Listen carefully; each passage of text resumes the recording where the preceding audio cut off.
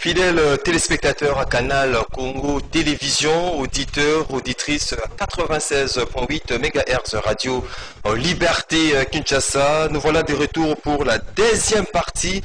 Il y a émission Nabino, rendez-vous des auditeurs. Et M. Pesa Nabino, possibilité, ya kopenga, ya kopesa makanisi Nabino, ya kopesa baide Nabino, na makamuzali koleka, na mboka Nabiso au Congo. Thématique, nous gardons la même thématique. Évaluation du programme de 100 jours du chef de l'État Félix Antoine Tshisekedi Tshilombo. Les députés nationaux Jean-Jacques Mamba adressent une question écrite au directeur du cabinet du chef de l'État Vital Kamerhe en vue de lui fournir des explications sur l'exécution de ces programmes.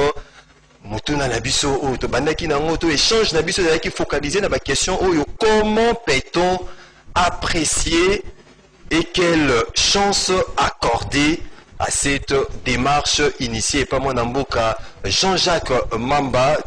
Deuxième question qui un directeur de cabinet peut-il faire l'objet de contrôle parlementaire? Est-ce que directeur à cabinet Azali redevable devant Parlement? On a échangé d'avis sur retourner devant ma question par rapport à la démarche Mwanamboka Jean-Jacques Mamba a initié pour obtenir information, explication par rapport à l'exécution. Il y a travaux, il y a saut mouton, travaux, il y a programme d'urgence, il y a chef de l'État dans le cadre, il y a 100 jours. Pour la deuxième partie, première partie de ça qui vraiment échange entre Ngaïna Bino, auditeur, auditrice à Radio Liberté Kinshasa, tout autre deuxième partie n'a invité au partager ma solo yo isa dédoublement pour na audio za na kiosque ezali Christian et Mango mbote na ko Christian mbote mingi papa journaliste zana esengo ya bozala d'ailleurs ko ya mama pour mbala ya liboso mais na assuré ko za ya sukate awa na émission na bino.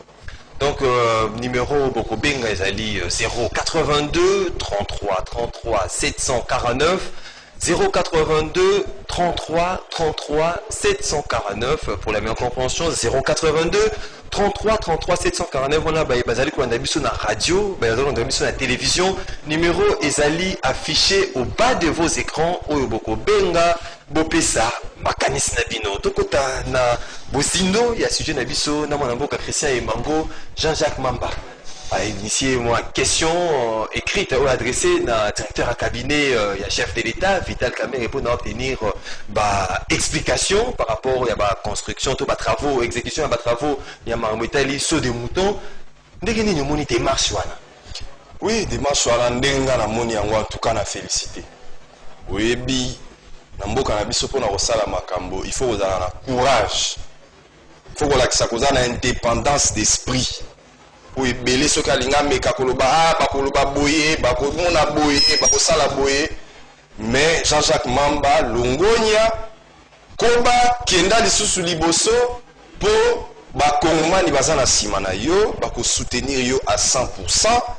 Soki makambo ozoloba ezali ya solo to ezali ya lokuta Vital Kamerhe akoki kose gêner te akorépondre nde wana toyeba vérité parce que oyo nga natali toza wana ba dépense ya environ 300 millions de dollars. 300 millions de dollars, vous imaginez un peu kaka pona ba travaux ya 100 jours oyo Jean-Jacques Mamba azo impliqué Vital Kamerhe na kati po azo estimer que yende akambaki asignaki ba contrat pe apesaki ba orientation pour que ba travaux wana esalema. Eza nango kaka ba question simplement.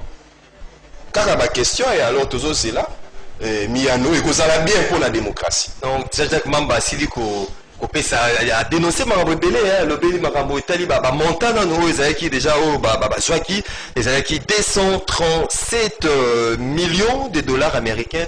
Yepé a pesi attribution à société ya mona mboka Jamal au sidaki kotanga au tribiaki ba marché au ezalaki entreprise ya mona mboka Jamal ezalaki 8 mois. Donc 8 mois mais attribué des marchés aux coûté n'a valeur il y a 171 millions de dollars américains. Oh, à Monaki vraiment les alaki aberrant. Est-ce que Vital Kamerhe, directeur à cabinet, le chef de l'État. Est-ce que vous allez redevable dans le Parlement? Est-ce que à Koki Koya vraiment qu'on peut savoir explication dans le Parlement? Les alliés démarche moi oh batumingi bango na rôle boutir na l'autre. Te avant de commencer na niveau wana. Question na eza na ba voler mi balé. D'abord que société Ndenge Lobi ba pesier contrat à 117 millions et puis les ala qui signé na bandenge nini nde toye kokoma siko na mutuna koyeba est-ce que bakoki ko inviter Vital Kamerhe pona aya liboso ya parlement. Alors pona o etali d'abord Sami Jamal Mbala. Il faut koyeba d'abord kaza sujet libanais. Tout ça na likambu moko tena ba étranger mais ba étranger sengeli ba respecter mibeko ya mboka na biso po biso so to sali na ndenge moko lokola ba okuna ba bengana na biso. Alors likambu sala minini société moko kombo nango Samibo oyo bapesi yango adresse na guichet unique ke ezalaka na avenue Tchad numéro 1 mais soko kei na avenue Tchad numéro 1 société wana existaka te kuna baza na adresse na bango eza esika mosusu na kosala publicité ya adresse wana te mais esika baza kuna ozomona d'ailleurs ke société eza nango spécialisé mpona nini mpona koteka bakiti mais société wana a signé par exemple contrat moko ya 17 millions pour atonga ba maison préfabriquée alors kaza spécialisé na ngote. Or mobeko oyo eza kokamba makambo etali ko signer ba contrat na l'état elobi boye que soki olingo signer contrat moko na l'état ya yambo il faut d'abord que vous ça l'appel d'offre pour ça le ya l'état il faut que la société nyonso dénoncer ba passer ba congolais va comprendre démarche ya honorable Jean-Jacques Mamba. D'abord il faut ça l'appel d'offre c'est-à-dire il faut benga ba congolais nyonso partout bazali sa bango oyo aza na capacité ya kotonga bandako aya lo ba l'état ko pesa ba moyen pour atonga ndako ole balanda procédure wana balandi procédure wana te balandi exception à procédure wana babengaka gré à gré. Ça veut dire ovandi na bureau na yo otali olobi mutu boende mutu ekosimba kwa sala marché wana obengi mais pour le bagage mutu wana ekosimba kwa sala marché wana il faut remplir ma condition. Par exemple il faut avoir une expertise moko avérée na domaine wana. Or société oyo tozoloba Samibo est créée en août 2018. Comment société qui vous a créé en août 2018 mais on peut savoir marché en mars 2019 il y a reconstruire une expertise quand au moins déjà les cambouali bosso et zawana il y a mis balé balobi société européenne ça marché ce qu'il y a une expertise mais il faut peut-être un titre spécial les autres à part hier mutumso okozwa ngote c'est que c'est spécial hein ba mona société ba société belé ba Safrika Césali bazolobela lelo ba société de construction c'est belé wana Kinshasa pona ni ba pona ki eti ba ke ko pona kaka ye azan expertise nini azan document nini yango soka zali na document wana Jean-Jacques Mamba ebisi Vital Kamerhe la kisa biso document wana ba la kisa kiyo Jean-Jacques Mamba molili na passation amoni molili eza clair te soki ezali ke yenda aza na expert aza na document wana ezolakisa ke yende kaka moto asala makambo wana lakisa biso preuve mabe nini eza wana ya kosukisa balobi société avant à sala marché il faut appeler ça une garantie de bonne exécution c'est-à-dire il faut lakisa ba moyen nini aza nango mpona kosala effectivement marché wana mpona kolakisa ba moyen wana il faut par exemple banque moko endima kopesa marché koloba ke soki afuti te nga na kofuta yango Jean-Jacques Mamba alobi balakisa biso mpe yango esili te wana eza mpona Samibo société mosusu kombo na yango Sokok waka ba société oyo mwa mulili oyo yango biso tokomprendre sikoyo démarche malamu ya honorable Jean-Jacques Mamba société mosusu kombo na yango Sokok ezali semble-t-il spécialisé la construction ya baroute bayaki bayebisi biso ke société wana bapesi contrat moko ya 66 millions de dollars pour asala nini atonga banzela 30 km de route na Goma na Bukavu 66 millions de dollars pour 30 km. Or, sotali 66 millions de dollars pour 30 km. Et ça déjà surestimé pour la ligne. C'est simple, 1 km c'est 1 million de dollars. Et surtout, tout ça, dans l'Est, c'est et comme 66 millions de. Mais tant que tu as la paix, malamu na sokok wana. Yoka oyo nini ba yoka ni. OVD a gagné marché par l'État. OVD a lobby bon ngai marché oyo na kopesa ngo na sous-traité yango, c'est-à-dire na pesi yango Sokok nde a exécuté. Sokok a lobby boye nga na kopesa déjà 20 millions de dollars pour la kobanda ba travaux o mibeko lobby.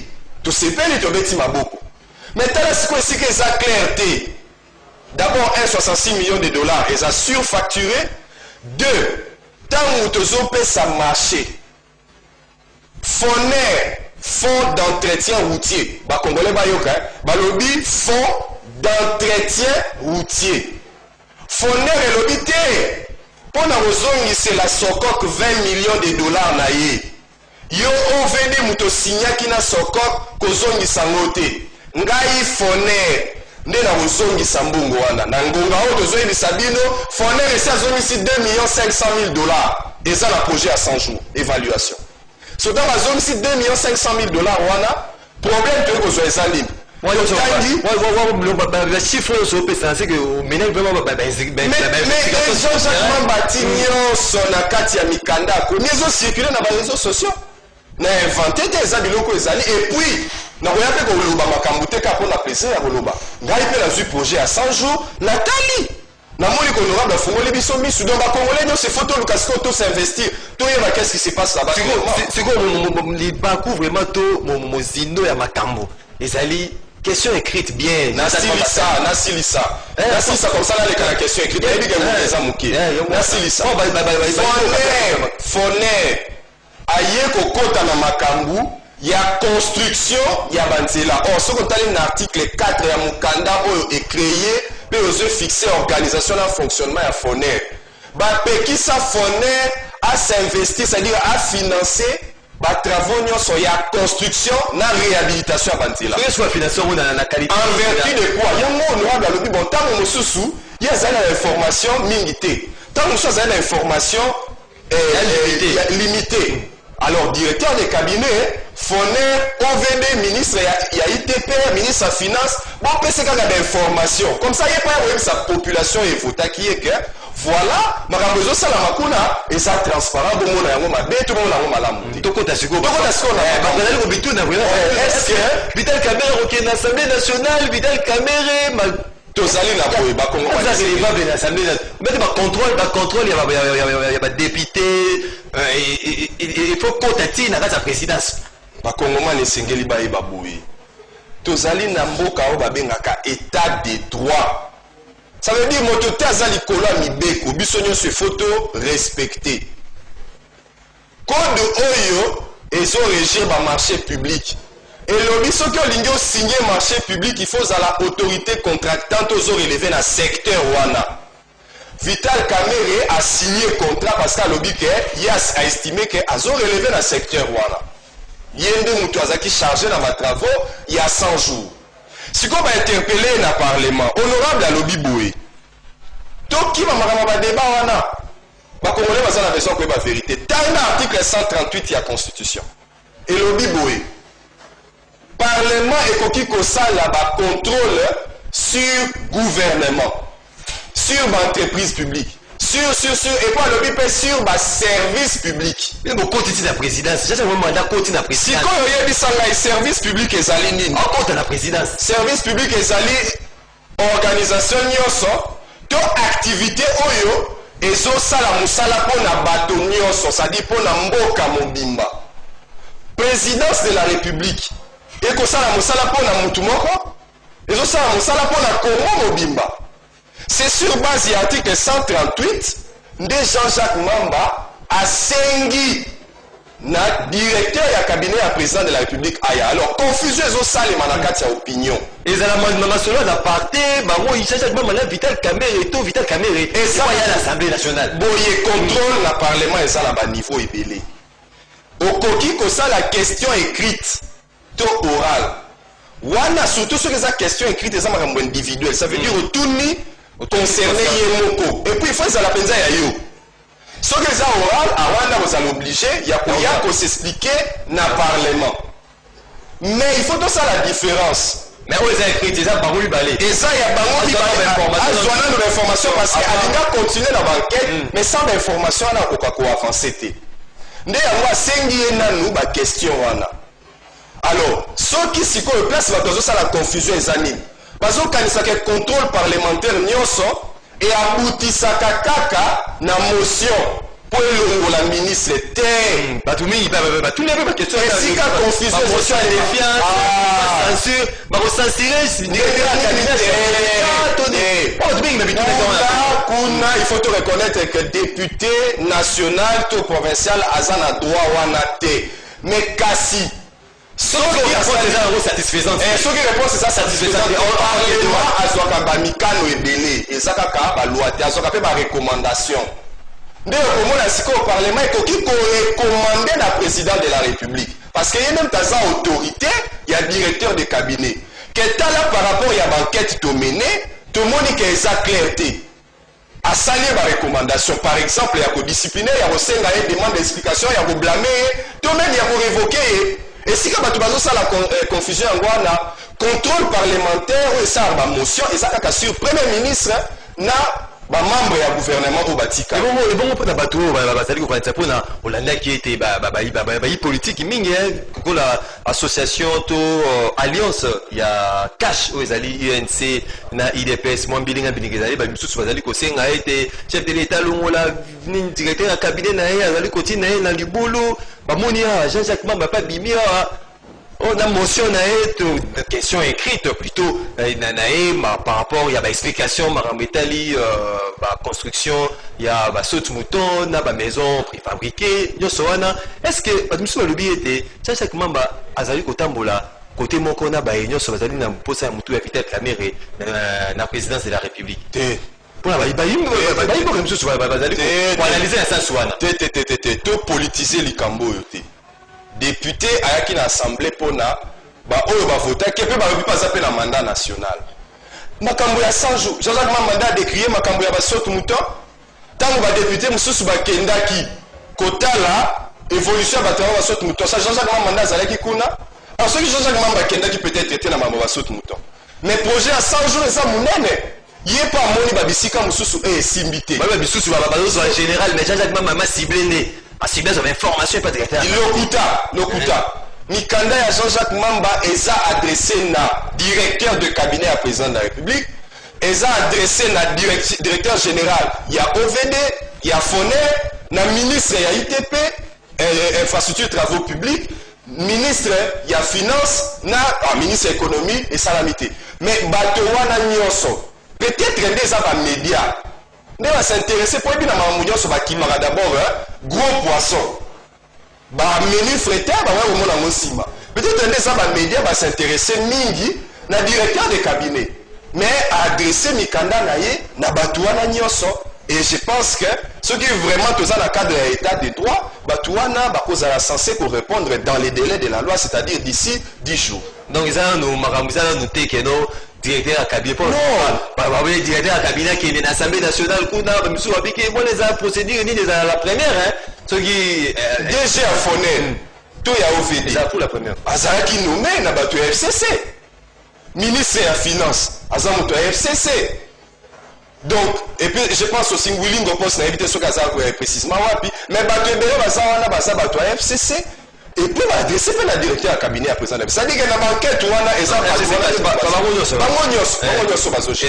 discrimination auto Jean-Jacques Mamba a ciblé les gars mutu moko a ciblé bato nyonso za information bato nyonso pona bayimboka pe balebi makambo etali 100 jours bamba saute mouton makambo bidinga mingi côté makasi social bulu 082 33 33 749 082 33 33 749 ne numéro bokobenga bopesa makanisi na bino tokei na nzela ya singa tozwa bayimboka oyo bopesa analyse de fait par rapport à la question écrite ya mwana mboka Jean-Jacques Mamba. Allô, bonjour.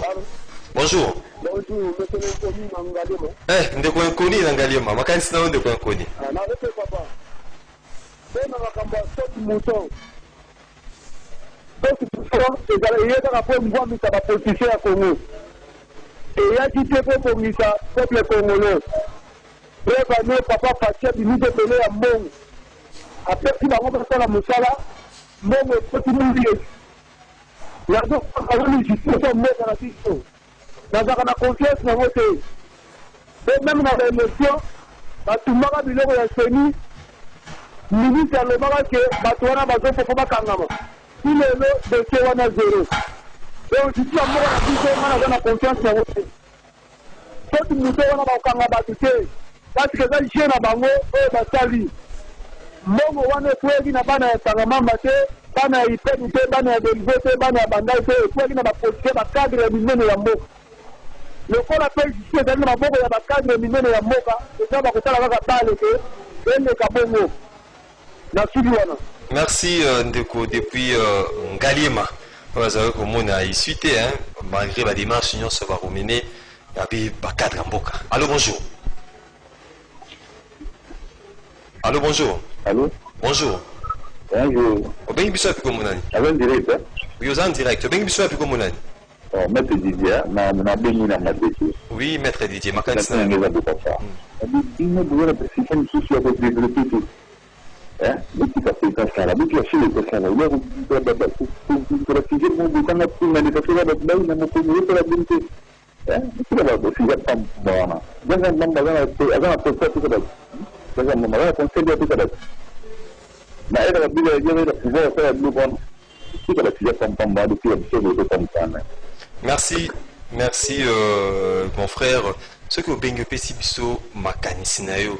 Ceux qui non vous allez contre démarche à Jean-Jacques Mamba au lobby. Ceux qui vous allez pour au pesi biso makanisi na yo parce que tu n'as pas préoccupation na biso. Allô bonjour. Allô. Oui, au bengi biso api komonani. Bon. Ici depuis intendance. Oui, ndeko Michel depuis intendance makanisi na yo. Ngai na bisa bino déjà que pour comme prophétie à Joël chapitre 1er verset 1 à 7. Joël chapitre 1er verset 2 à 7. Asile. C'est le même insecte. Et dans le local de société, où on tout le monde est pamba. Prophétie wana, ça doit accomplir maintenant la politique la Congo Obia. Ba kosa le local on est à Dieu na bango. Ba komita ya gado moto yoswa sala boye moto la justice c'est un pays na bito. Ceux qui déjà ba lobby que la justice faut faire son travail. Yiba keza et ces autres qui ne n'ayant qui te zalagate. Et ça c'est le gazam asile. PPD, FCC, H, c'est le même insecte. Voilà contribution nangai. Merci Ndeko Miché depuis intendance depuis commune ya Limba. Allô bonjour. 082 33 33 749 numéro pour pesa makanisa. Allô bonjour. 082 33 33 749. Allô bonjour. Oui. Bonjour. Bonjour papa, bonjour. Obengi biso api komonani. Kombo nanga die na bengi bino awa na Gombe tozoparle kadi makambo ya 5 chantier oyo bozo bango bobongisa ya basosi moto par rapport na moto bozobese vita camere esalemaka te papa est-ce que yo osomona ke moto oyo bapesi ye mbongo directeur ya kabila azwi mbongo mpona kobongisa nzela ake kopesa société nati bozopesa yango to kopamba parce que baosala baopération retour oyo azwi opesi ye mbongo abazosila mpe mbongo bokanga société te chef de l'état azomona makambo wana asala na kati ya bachantier bakati ye moko paza mpe complice na kati ya makambo wana bazosouffrir wana toki kondima ngo te soki oke kuna lokola ya kote ya nini kote kuna ya nini ya njile okomona bato baosuka lokola barefugie na babutu na bariske oke kote ya monga fula memema sikoyo mboka yango eza ndenge nini boteki mboka na baétranger to mboka eza ya biso moko bakolo mboka. Merci Ndeko depuis la commune de Gombe 082. On poursuit avec l'échange avec téléspectateurs. Allô bonjour. Bonjour Ndeko. Bonjour Ndeko Maxime. Franck Nalimete. Oui Ndeko Franck depuis Limete. Ah oui, nalingi napesi ndeko na biso aza na plateau na mbote. Nalingi sai boye. Bonga na entrepreneur. Eza na biloko mosusu bato na bato fo balobela komene oyo bayebi. Parce qu'il y a un système, oui, que non, entreprise va aussi co-créer. Mais comment être une entreprise? Parce qu'on demande aux Congolais d'être des entrepreneurs. Yo créer entreprise, vous en avez pas ingénieur, vous en avez pas tout, vous en avez bon nom à compte. Est-ce que pas bon à faire ce marché parce que dans le bien entreprise en nous va créer qu'à Chico. Pourquoi créer un psycho, mais aux ingénieurs expérimentés? Ça, ce n'est pas vraiment une raison. Il y a un moment dans beaucoup de organismes, mais comme il faut expérience il y a 5 ans, expérience il y a 10 ans. Non, mais parce que si dans le dossier à chaque ingénieur, l'ingénieur, on a un misala ou il y a ça là. Ceux qui société, on est un ingénieur, ou il y a ça là, misala, il y a saut mouton, ou bien ça là, il y a ndaku. On peut le faire. Ça, ce n'est pas au problème. Non, parce qu'il y a une société qui a créé Kaka. Mais il y a une société qui a créé en 2014.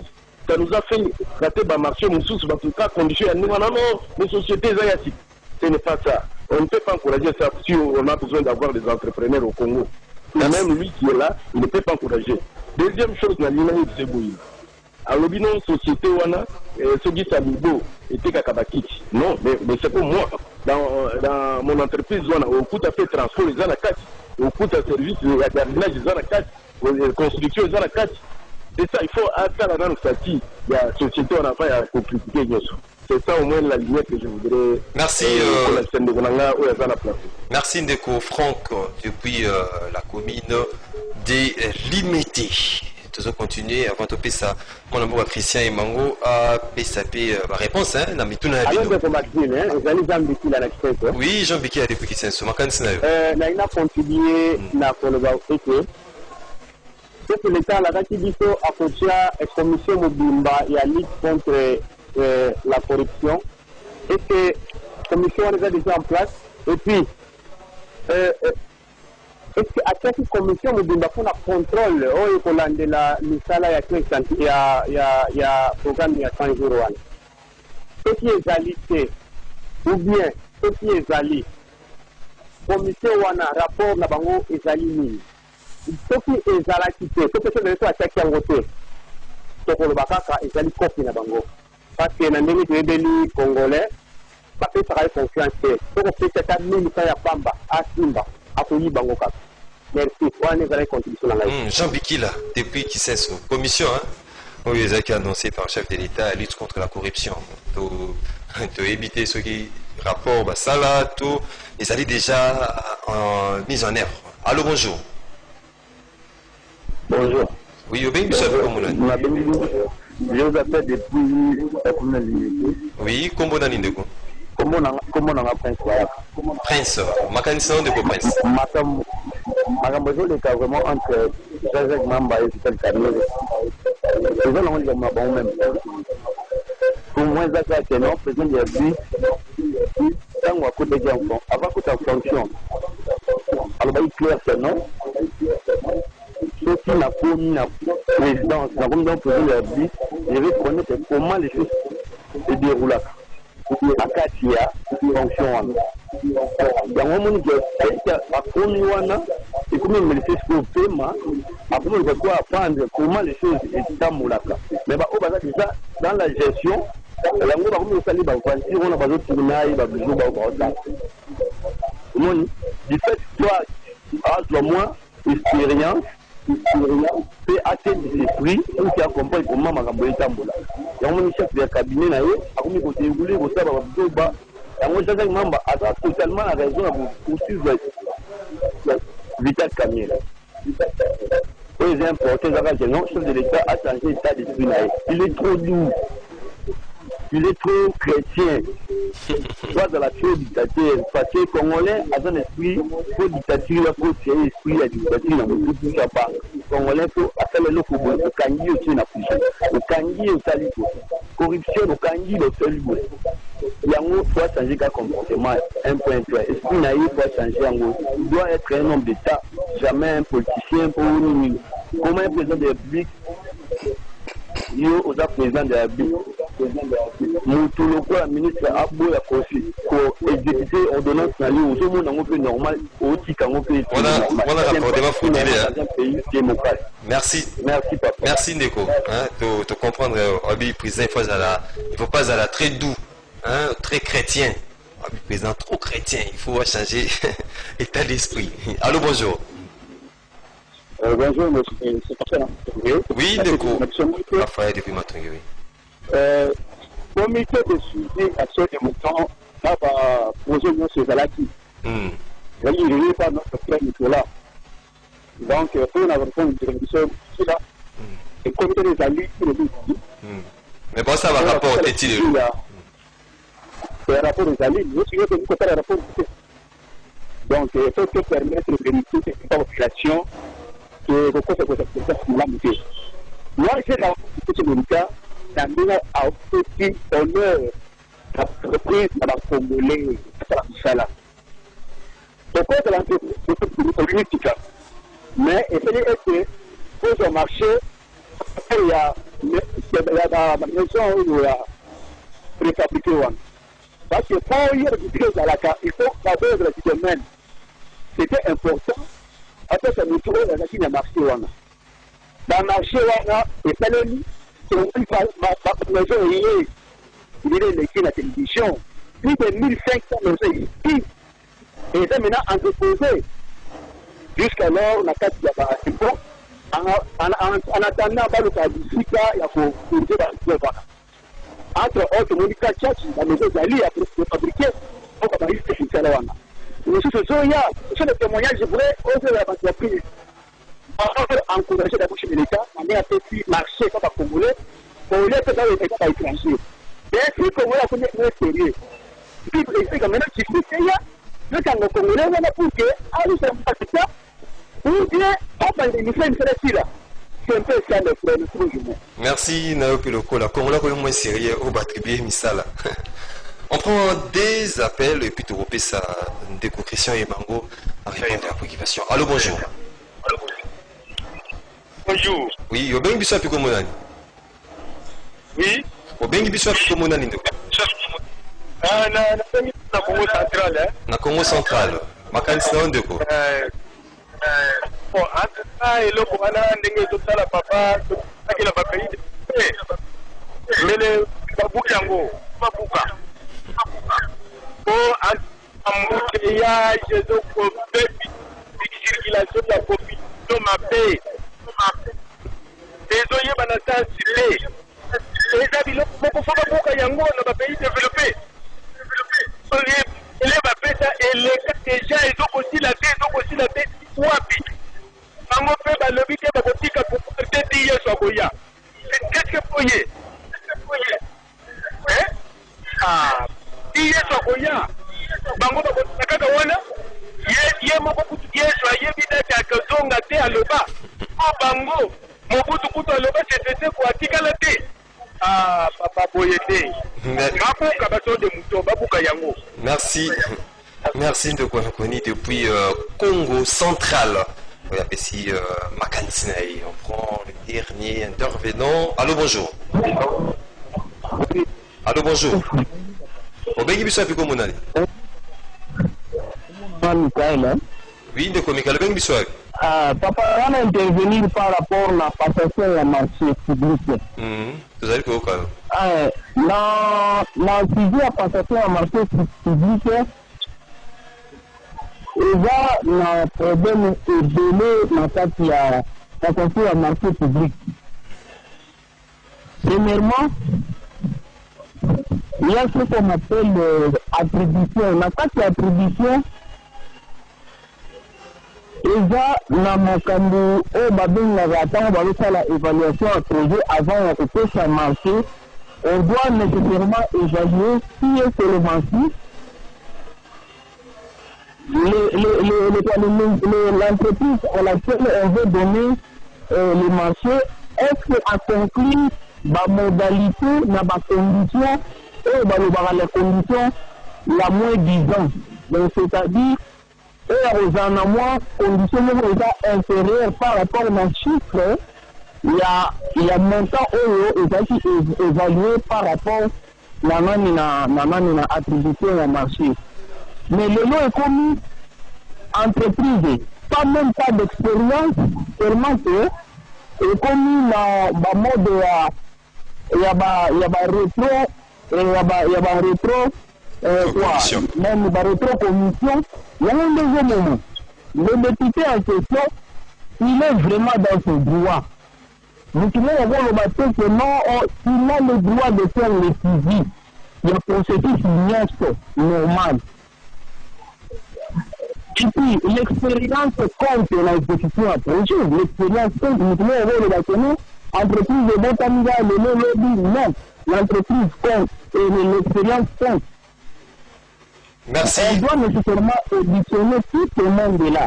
Ezala, le directeur du cabinet, Ezala, le directeur de l'OVD, Ezala, le ministre des Finances, tout ce monde-là doit répondre na problème wana. Yango ndo na ina mo contribution kona kuzi abiso ya lelo. Merci Ndeko Gabriel. Christian Imango, qui mais là, point de vue est vraiment divergent, pas imboka pour basali kolanda biso, ba réponse nini o réserver les bango nyonso. Na robanda na moto abengi biso moto asuka Ndeko Michael pour na féliciter ya solo aza la raison. Ba marché avant ba pesa yango, il faut que tala nanu ba condition. Yango na banda ko lo bata na bandi que marché public pour na pesa yango ezana deux mécanismes. Soit ezana marché ya appel d'offres, ba bengi ba congolais nyonso ba bisi bango oyo azana ba moyen ya ko bénéficier na marché wana to ko gagner ba marché wana aya ko lakisa yango awa Ndeko Michael alobi ba ko pona na kati wana le moins disant ou le meilleur offrant. Ce qui te dit procédure, il y a appel d'offres. Alors, tu as la procédure, moi, on a la procédure d'urgence. Où ils ont marché de gré à gré. Or, vous avez la zone de la procédure d'urgence. Pour la retourner à la maison préfabriquée. Est-ce que vous avez la service d'urgence sur les Alakiwana? Est-ce que ça a une inondation? Est-ce que ça a qui va fonctionner à l'État, soda, oui, oui, il y a malamité, oui, la limite. Amélioration, il fallait qu'on améliorer. Mais t'as la temps nini balobaki que il faut banda ba travaux. T'as la ti lelo na moi ba travaux wana na okinde komo ba lobia wa sori botali na kancha chibabimisi moi banda ku moi banini. T'as la temps nini sali et puis ti lelo ba soda wana ba quotité. Est-ce que wana vraiment des trucs qu'on évalue comme urgence? Urgence? Ce qui est ça là qui, bon, c'est une question relative, peut-être le juge a voulu qu'on précise biso, mais awa, et c'est quand on a dit bêta c'était. Tout bon été, nous avons sous awa lobby que il faut que ceux qui société m'ont créé kaka biso moko toliki ke ba congolais va créer société mais en même temps ceux qui ni les sociétés vont gagner marché doter le miliango il est là ceux qui expérience au gros c'est la expérience de ezaboué mobe ko lobi bon ils ont créé bino va passer sur le marché bino obité bino sali une année ndeko marché zaté ndeko azali na raison d'ailleurs loi portant sur les marchés publics et lobi boé que ceux qui ont fait ça marché, ont fait ça en priorité. L'entreprise locale, congolaise. Et c'est le lobby. Mais dans le cas où, par exemple, Jean-Jacques Mambazo dénoncé pour la société Samibou. Et cette société, ils ont créé certes dans le guichet congolais, mais ça appartient à qui? À un Libanais. Tout ça dans les kangoumons, on a des étrangers. Mais on a des amis. Ceux qui le lot européen, c'est marché. Sans que vous ayez la garantie que d'abord, à quoi exécuter, on s'en va kimi. Tout le monde comment la procédure, il faut que tu il faut avoir certitude. Oh, il y a un honorable Jean-Jacques Mamba Sengiboui. Bala qui s'habille sur kaka, peut-être que va marcher, c'est pas ça qui n'a bien. Mais est-ce qu'il faut que bomba yango? Il faut qu'on la qui s'habille sur non, bon le que banda que ton mama quitté, t'as la banda kwango. Bon le que nzela. Et tout le monde a quitté, Talanzela Yango. Mais on a sali constat, même avec mes enquêtes personnelles, après ma dénonciation à Jean-Jacques Mamba, na moni que ma société wana, ni na Est, ni na Kinshasa, et exécuté ma travaux dans l'autre, on a salé la nini sous compteur, mais aya nango, tokobo yate. C'est pour ça que tous la démocratie. Au lieu que honorable Akenda Beta Batuma confité, bon moté à Salini. À Salini, mon bec, c'est à tout ni motuna, question écrite. Na directeur de cabinet ma question juste balobaka arme toga ça veut dire que ba arme longwa to ya donc to senga c'est que na kati ya démocratie et ça redevabilité autorité nyonso a saleli mbongo ya l'état il faut aloba la population asaleli yango ndenge nini eza bongo de démocratie esalemaka bayimbo kamsu babanga balobi aboutissement kozala te ndeko bayozalaka batrape bakobenga mpe jacques mamba oyabia azombongo boye etika zango makambo wana makambo kongo ya boye te to perdre de vue te etumba kongo tobandi kala tozokenda matio lobi boye kaka siko bakoki kolemba te wana eza makambo na bango tozela mwa aboutissement tozela mwa éclairage population ezala nini mwa mpe boye esili mpe kaka wana eza makambo na bango bainstitution tala si balobi soki moto bakangi oyo ya pompage population alobi nini tolembi balingaki baleka bango moko population ezoobserve soki situation ezokontinue boye nani alobi ke ntango tosalaka makambo na congo awa eabutisaka te non ekoaboutir mais ekoaboutir quand ntango bino bozokontinue kobenga boye ntango Jean-Jacques Mambo honorable aza kodénonce ntango Christian Emango président assemblée des hommes libres aza kodénonce ntango Eric Bilal expert en matière ya bamarché public adénonce ntango bajournaliste bazodénonce ntango biso nyonso tozoloba makelele wana nde ekosenga se qu'autorité azala na redevabilité mais soki biso tolobi bon tokanga na biso maboko bamesala kozwa mbongo ekozala na suite moko te wana eza lokola tolembi bitumba tolemba te tocontinue démarche oyo ezali na bachance na yo nyonso ya koaboutir mpo na nini parce que mituna oyo Jean-Jacques Mamba tuna eza quand même parlement il faut korespecte yango directeur de cabinet sur base ya badisposition na pesi awa aza censé korépondre soki arépondre te mais nayebi ke il faut répondre en tout cas baprocédure eza encore ebele peuple azotala biso azomona nazosentir déjà qu'il y a un grand soutien parce que baexpert nyonso bazoloba yango mpona koattribuer marché il faut kotala bacondition nalobelaki yango na ebandeli awa condition na marché à gré à gré oyo par exemple Vital Kamerhe asignaki c'est que d'abord il faut lakisa biso urgence il faut lakisa biso ke moto wana aza na capacité ya koexécuter marché napona bino urgence ezala ete urgence ekoki kozala ndenge nini soki urgence ezalaki oyo bakaba urgence na bamboka mosusu oyo bapesa bamarché à gré ezala par exemple quand soki ozwi euti kosala kongo central babi tobuka na biso kaka ozomona bakongo na congo central babi tobuka kutu na biso parce que na kolinga kopolitiser débat te mais bakongolais bazingaki peut-être basouete nini ke baartère secondaire efungwama oleki yango ya kotanda basotu motongo tokotala seke ça va produire mais awa soki otali bien est-ce que vraiment urgence ezalaki ya kopesa société moko urgence eza peut-être mpona kotongela basoda est-ce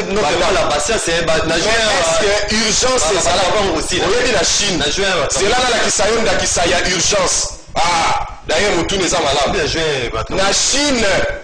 na chine coronavirus eye tala urgence tala compare coronavirus eye société moko eye etongi bahôpitaux te bahôpitaux à l'espace ya 10 jours omoni urgence or société moko etonga bahôpitaux na l'espace ya 10 jours il faut ça l'expertise comment une société okoya kotonga baétendue ya bamaison soki outi kozala créé il y a 8 mois parce que mpo tonga ndako c'est d'abord mais recrutement non recruter badoyen non mais orecrute awa mobeko elobi boye babi te personnel na oyo efo ezala expert mpo kozala na ntango ya kolakisa te ke tel agent aza l'expertise yo nde société et puis même si baagent na yo par rapport à baœuvre na osala oui il faut bimisa baœuvre ke nasala boye urgence eza na moment wana ke basoda baza na besoin bandako parce que bazolala libanda tobengi société moko en 10-15 jours d'abord eza bamaison préfabriqué eza ndenge moko na hôpital wana batongi na chine tobengi société moko en 10-15 jours esali yango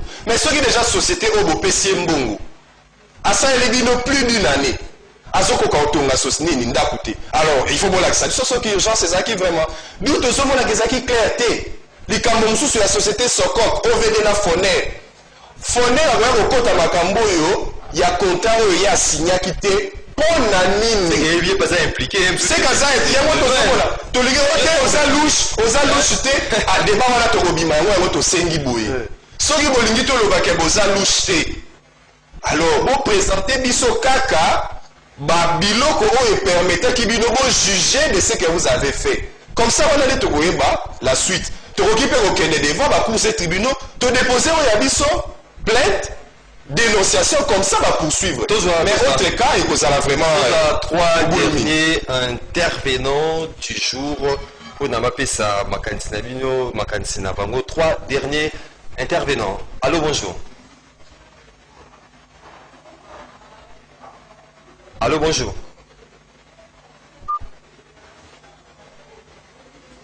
« 082 33 33 749. Allô, bonjour.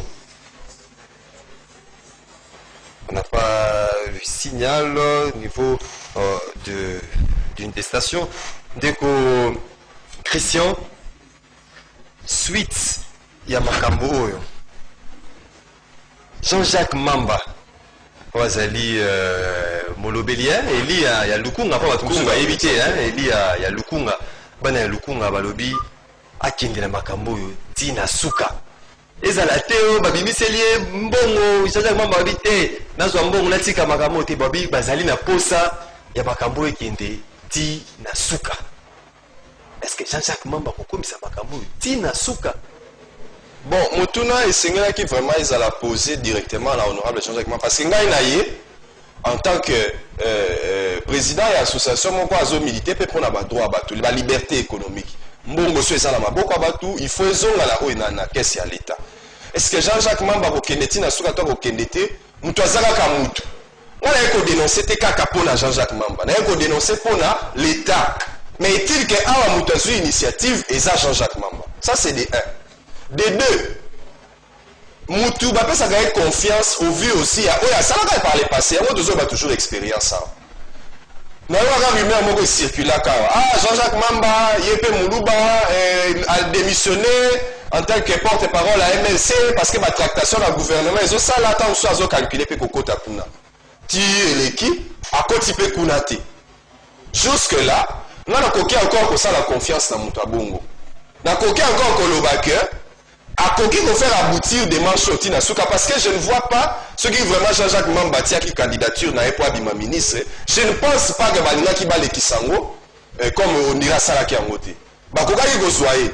Mais ce qui a salité, c'est une question que la population a confiance que des manches au Tinasuka que il faut abunda amemayango akende ti tokozwa résultat nango. Ce qui ma question à la réponse est bimi. Tout le monde dit que et ça y a solo. Quand il y a un Jean-Jacques Mamba to koyi bisa il y a rasko ko présenter biso ba résultat il y a enquête na yo.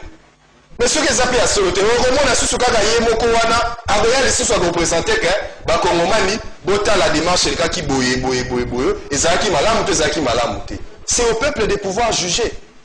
Nangonga oyo et sengeli to tia maboko Tobunda, ainsi que bateau nyonso batuni mituna en l'occurrence directeur de la cabinet président de la République na bateau sous ba répondre.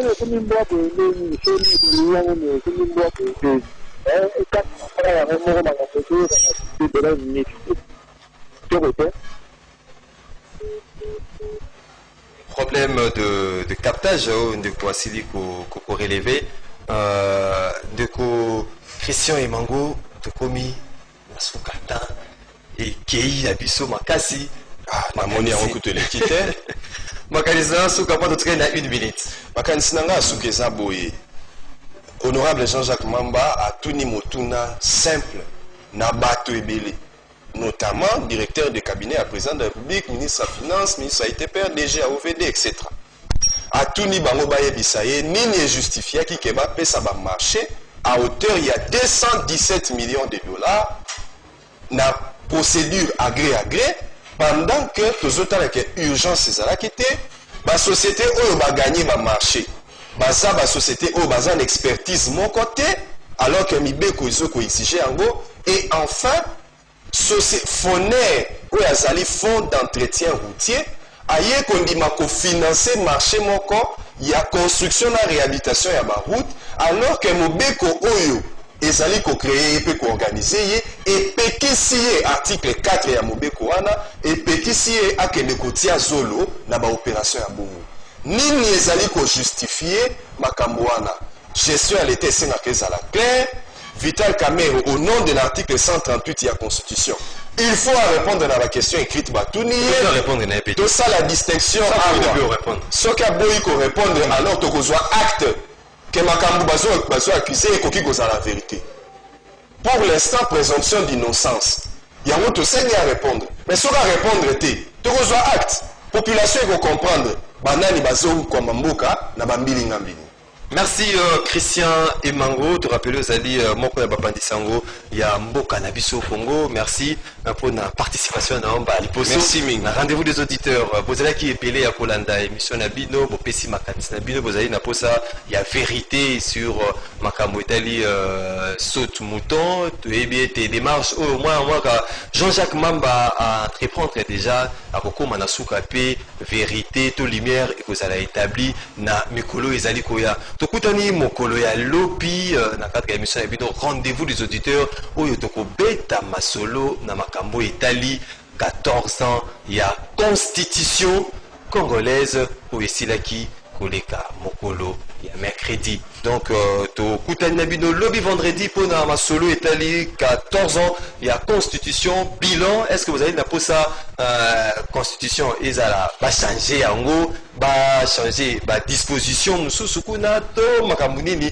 wana sujet na biso ya mokolo ya lobi na cadre ya émission bino rendez-vous des auditeurs pour tokozala na ba invité oyo bosepelaka na bango tokutani mokolo ya lobi vendredi avec le même plaisir émission ezalaki réalisée par Alain Kabongo au niveau de la télévision, Onésime Singani radio, derrière les caméras Karine Bébé, la production assurée de main de maître par Doudou Montiri Hamilton. Tokutani mokolo ya lobi, programme ezali ko continuer à CCTV et Radio Liberté Kinshasa.